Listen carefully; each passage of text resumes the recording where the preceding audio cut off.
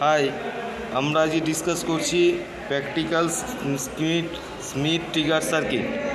Smith trigger সার্কিটে একটা operational amplifier নেওয়া হয়েছে। অপারেশনাল অ্যাম্প্লিফায়ারের 7 নম্বর পিনে +12 ভোল্ট এবং 4 নম্বর পিনে -12 ভোল্ট দেওয়া হয়েছে এবং এটা পজিটিভ ফিডব্যাক করানো হয়েছে। আউটপুট এবং নন ইনভার্টিং ইনপুটের মধ্যে 10 কিলো ওহম রেজিস্ট্যান্স দেওয়া হয়েছে এবং 3 নম্বর পিনের সঙ্গে গ্রাউন্ড করা হয়েছে একটা 3.3 কিলো ওহম রেজিস্ট্যান্স এবং এখানে একটা ফাংশন জেনারেটরের থ্রু দিয়ে একটা সিগন্যালকে দেওয়া হচ্ছে 2 নম্বর ইনপুটে, অর্থাৎ ইনভার্টিং ইনপুটে। এবার 6 নম্বর থেকে আমরা ফাইনাল আউটপুট পাবো। স্মিথ ট্রিগারের মূল কাজ হচ্ছে কোনো অ্যানালগ সিগন্যালকে ডিজিটাল সিগন্যালে কনভার্ট করা। এটা একটা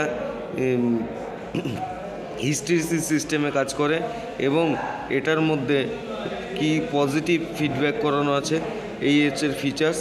আর স্মিথ ট্রিগারের আমাদের ইউটিপি পয়েন্ট হচ্ছে +2 ভোল্ট আর এলটিপি পয়েন্ট হচ্ছে -2 ভোল্ট।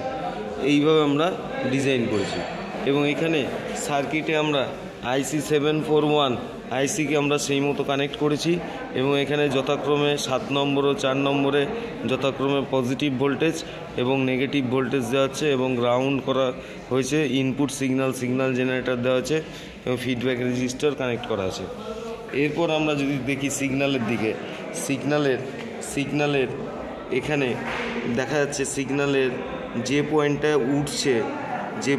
উঠছে সেই পয়েন্টটা থেকে সিগন্যাল আউটপুট সিগন্যাল লো হয়ে যাচ্ছে এবং এইটা হচ্ছে ইউটিপি, আপার থ্রেশহোল্ড পয়েন্টে এসে সিগন্যালটা লো হয়ে যাচ্ছে।